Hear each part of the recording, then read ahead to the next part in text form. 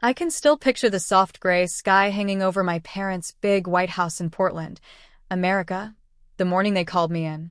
The house had always looked warm from the outside, with its wide porch, blue shutters, and rose bushes that cost almost $6,000 a year to keep alive. People in our neighborhood used to call it the prettiest house on the block. But on that day, as I walked up the familiar wooden steps, the place felt colder than I had ever known. It felt like the house knew what was coming long before I did. Inside, the air smelled like old coffee, printer ink, and something else I couldn't place, fear, maybe. My parents were already waiting in my father's study, which sat at the back of the house with tall windows that overlooked the yard. I had spent 15 years walking in and out of that room as their tech head, their fixer, the one who knew every digital wire holding their property business together. But that morning, the study felt like enemy ground. My father, Robert Hayes, sat at his desk with his hands folded neatly, the way he did when he wanted to seem calm. My mother, Evelyn, sat beside him, trying not to look directly at me. There was a stack of papers between them that told me this wasn't a simple update meeting, no matter how casually they had asked me to stop by. "Take a seat," my father said. His voice was flat, almost rehearsed. I sat down and waited. No one spoke for a moment, and the silence crawled across the room like something alive. My mother's hands were shaking. My father's eyes were cold. Then he cleared his throat. "We've made a decision," he said. "It's about your position." I felt my stomach drop, but I kept my face still. Over the years, I had learned how to hide my reactions. When you grow up in a family where emotions are treated like weaknesses, silence becomes armor. "We're letting you go," he continued. "The consultant says we can hire 2 juniors for half your cost. It's the smart thing to do right now." Those words, the smart thing, hit me harder than any shout could have. 15 years of my life, 15 years of late nights, early mornings, emergency calls, crisis fixes, and digital miracles reduced to a cost-cutting line in someone's spreadsheet. My mother finally looked up at me. Her eyes were wet, but she said nothing. She just lifted her hand toward me a little, as if she wanted to touch my arm, but didn't dare. Fear and guilt washed over her face, but not enough to stop her from going along with this. And then I noticed movement in the hallway. Jason. My younger brother stood there leaning against the wall, arms crossed, wearing that familiar smirk he used whenever he thought he was winning. He had known. Of course he had. Jason was always their favorite, the one who never had to prove anything. While I built the company's digital backbone from scratch, he drifted between roles, creating more problems than he solved, yet somehow always getting praised for trying. Now he watched me like he was waiting for a show. I swallowed the lump forming in my throat. I didn't cry. I didn't argue. I didn't even ask them to explain further. Instead, I stood up slowly, walked to the shelf behind me, and took down the box that once held my college textbooks. I had kept it there for years, tucked in the corner, never imagining I'd actually need it again. I packed my things quietly, my notepad, my backup drive, the mug my team bought me for Christmas, and the small framed photo of me and my parents from when the business had first opened. We were standing outside one of the rental buildings, smiling as we believed in each other. I shoved it deep into the box without looking at it again. As I walked out, no one tried to stop me. Not even my mother. Outside, the air felt sharp and clean, like the world was clearing space for something new. I walked down the steps, box in hand, past the porch I once painted, past the yard I used to help pay for when business was tight, past the windows where I once stood planning the company's growth. I didn't look back. 2 weeks passed, and for a while, it was strangely peaceful. I moved into my small rented brick house a few streets away, the one with the creaky door and the narrow driveway. It wasn't fancy, but it felt like mine in a way my parents' house never had. I slept deeply for the first time in years. I cooked simple dinners. I took long walks without thinking about databases, servers, scripts, or the endless demands my parents piled onto me. Then the disaster began. It started with a single mistake, a junior developer running a maintenance script without supervision. The script wiped out thousands of maintenance tickets, deleted emergency alerts, and triggered automated billing errors across almost every building. Tenants were furious. Contractors walked away. Building owners demanded explanations that my parents couldn't give. And then it got worse. 2 buildings in Denver had water shutoffs because emergency maintenance requests never reached the system.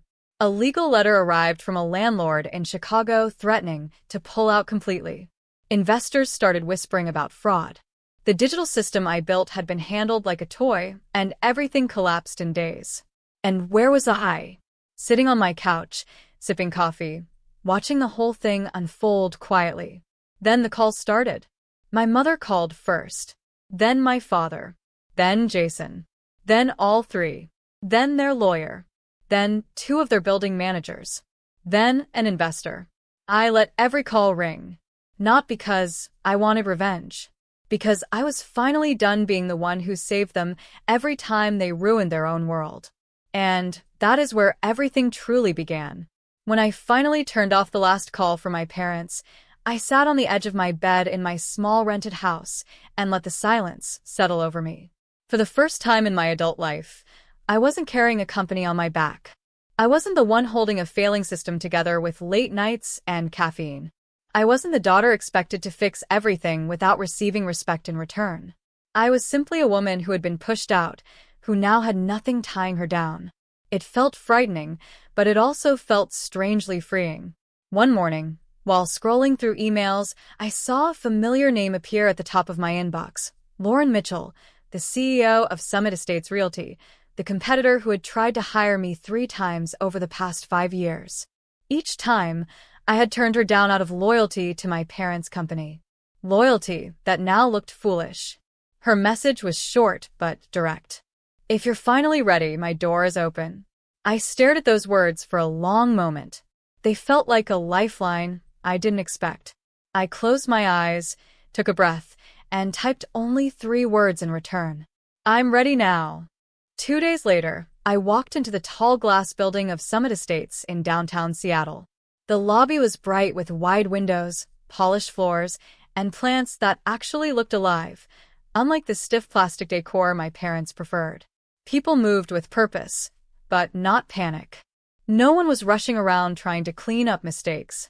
There was calm confidence in the air, and it felt like stepping into an entirely different world. Lauren greeted me with a handshake that felt firm and warm at the same time.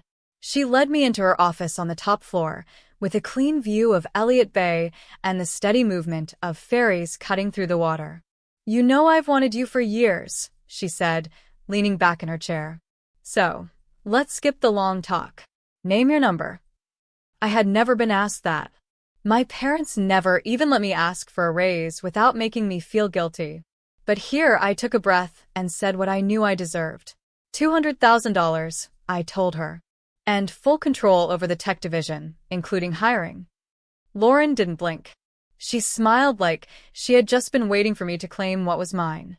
Done, she said. When can you start? Hearing someone value me so plainly made something in my chest loosen. For years I had begged for respect in small ways. A thank you, a real title, a seat at the table. Here I got all of it in one breath. Within a month, I moved to Seattle. I found a modern 2-bedroom condo overlooking the water, all glass windows and soft lighting, with rent sitting at $3,200 a month. The first night I slept there, I stood by the window in my pajamas, watching the city lights flicker against the dark water. For the first time, I felt safe. I felt like I belonged somewhere of my own choosing, not by obligation. At Summit Estates, my first day felt like stepping into sunlight.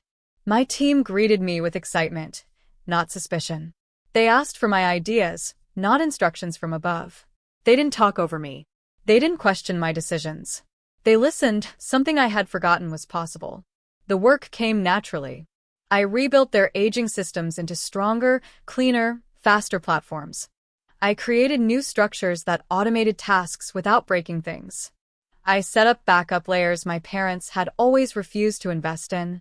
And when I presented my first system overhaul plan to the board, they applauded. They actually applauded me. I remember standing there, blinking, trying to understand that this was real. Meanwhile, Hayes Property Group continued to crumble. Their mistakes became headlines in small property newsletters. Tenants started leaving reviews full of frustration. One of their biggest landlords in Denver threatened to sue for negligence. Their investor meetings turned into panicked arguments.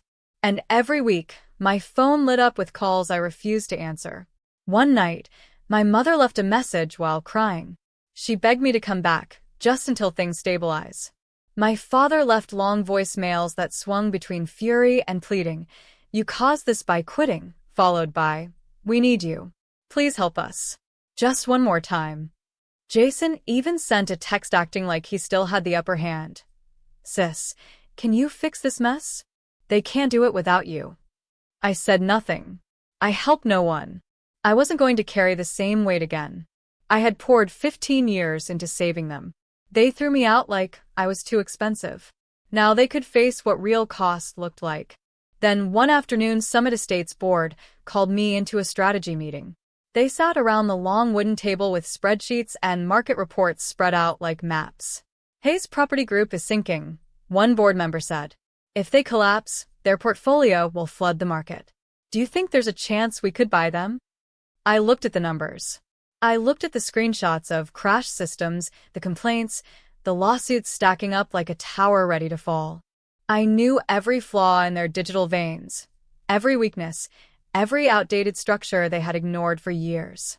I knew better than anyone how low their value would fall. "Yes," I said quietly, "we can buy them.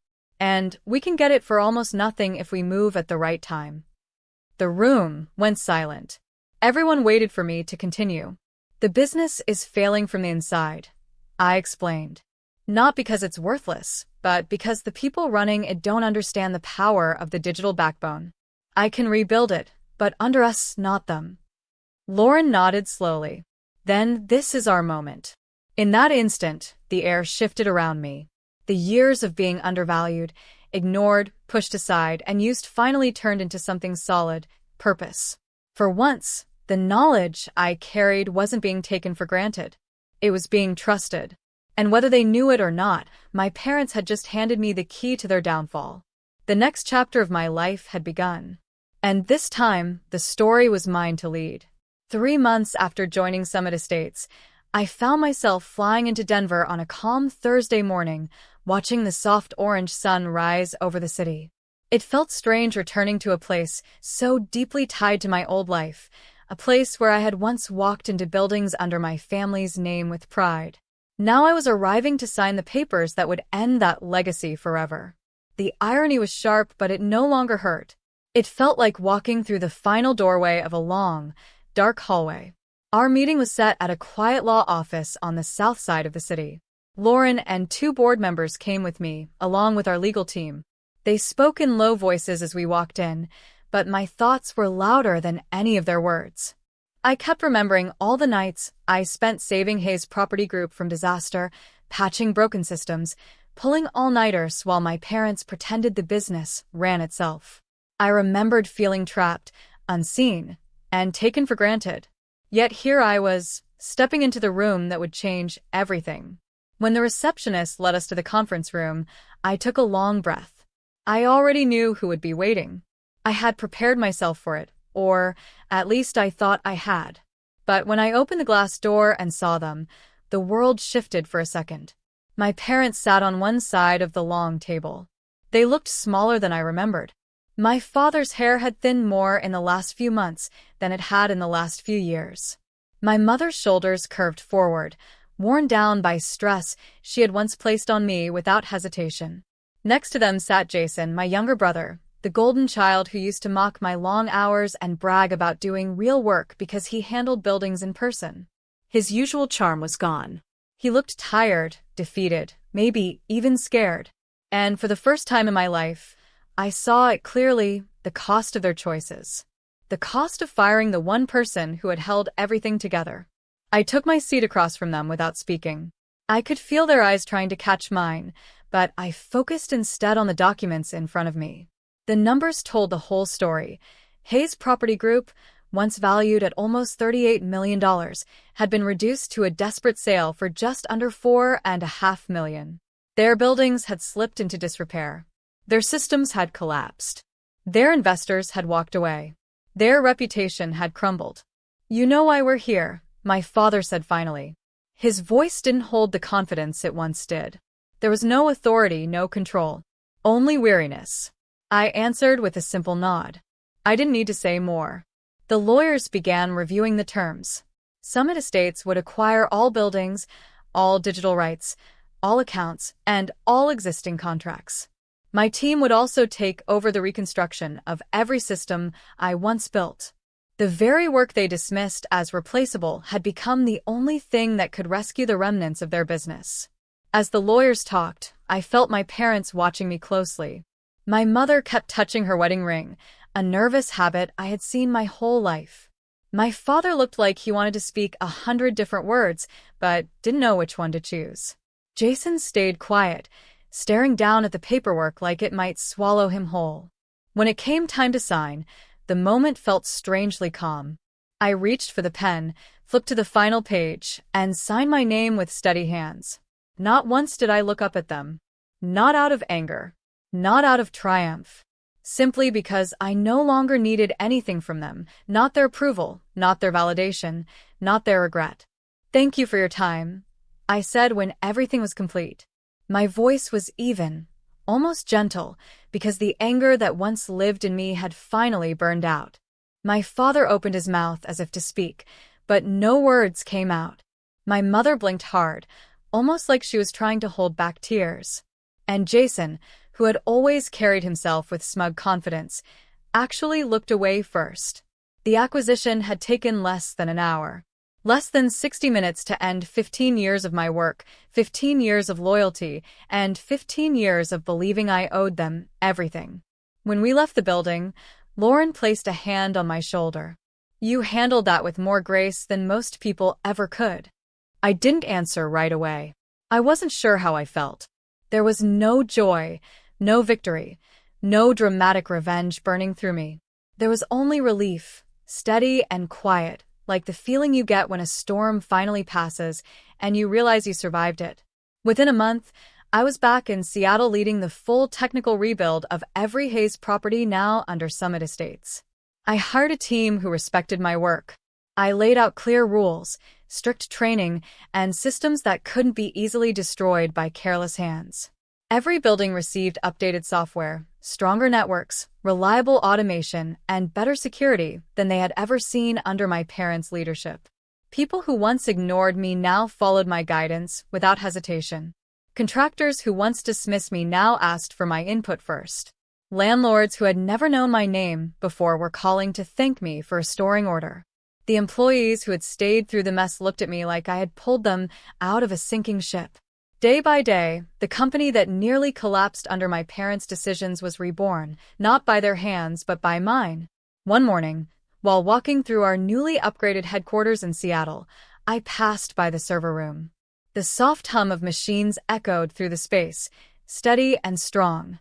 I stood there for a moment, listening to that sound. The sound of stability, of rebirth, of something built with care instead of carelessness. And in that moment, I realized something sharp and honest. I didn't get revenge. I got free.